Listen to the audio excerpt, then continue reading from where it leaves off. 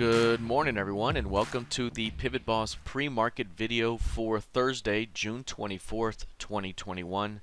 I am Frank Ochoa, aka PivotBoss. Here's a look at the ES and the daily time frame. Right now, the ES is above two-day highs. It's currently above two-day highs, rallied straight at the after-hours reopen there, and has continued to hold at these highs heading into the RTH open. A little bit of a box developing up at these highs above the previous session's high. That's going to be something to watch there.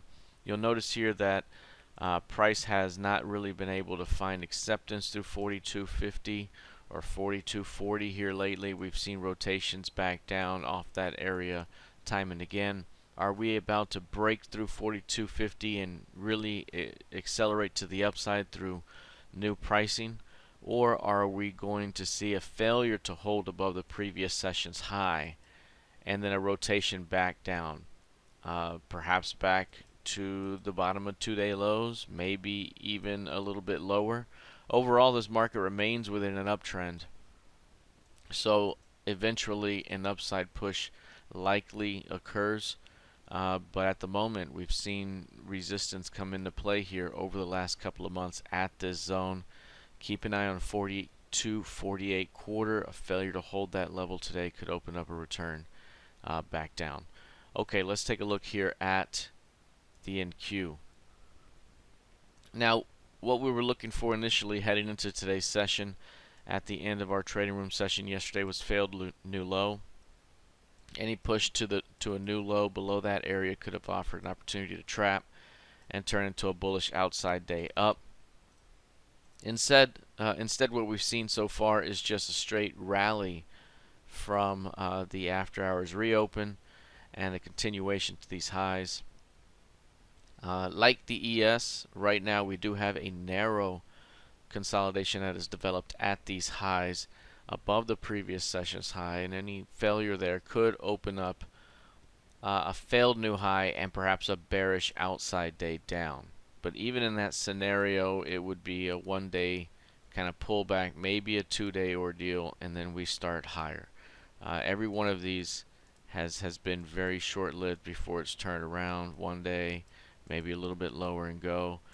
This has been a very, very strong trend, a very strong market overall. And so even if we were to see some failure here and see a bearish outside day down, it could offer an opportunity to pick it back up and continue this thing higher. Overall, the market remains within a very strong uptrend, and pullbacks continue to be defended. All right, let's take a look now at crude oil.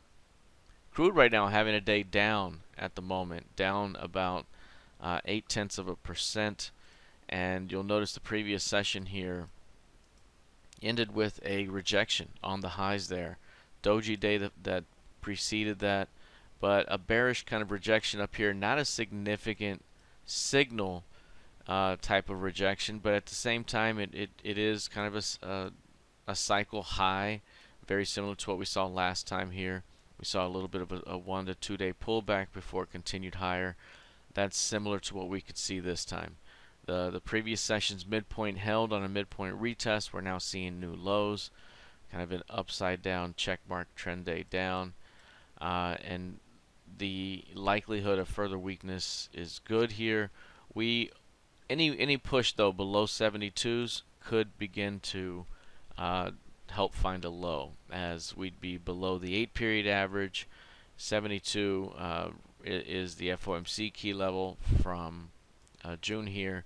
So any push down into that zone could offer an opportunity to defend and turn this thing back around. A failure to hold that zone could lead to a deeper pullback before the bounce occurs. So right now, watching for a continuation toward 72 for a shot at a bounce.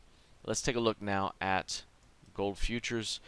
With gold, this one has been within a narrow range over the last 5 days. You'll see here the 5-day ADR currently compressed, 43% of ADR.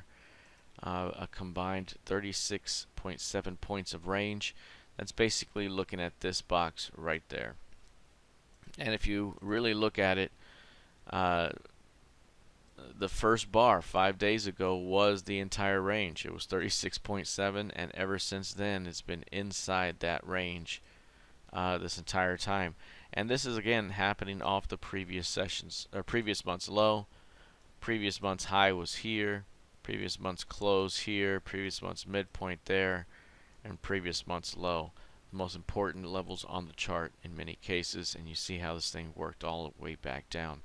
Right now with this narrow range here, it's forecasting a move of about 100 points of range. That's pretty significant. That's a significant amount of movement. We don't see that type of movement often, although we did see it here recently. Perhaps this drops a little bit downward, maybe 90 points of range, 90 to 100 points of range could be doable here.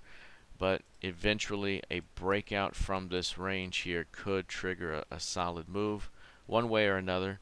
If it's to the upside, again, with 90 to 100 points of potential range here, you could be looking at a rally back toward 1880 and the FOMC key level above 1860. That would be about 80 points from where we currently are. Any failure, again, rotates it even lower. So right now, watching this 5-day narrow range, as it continues to see compression, eventually a breakout could trigger a very nice move of between 80 and 100 points. All right, that's it for now. We'll see how this plays out heading into the rest of the session. Good luck, trade well, and I'll see you in the trading room. Take care.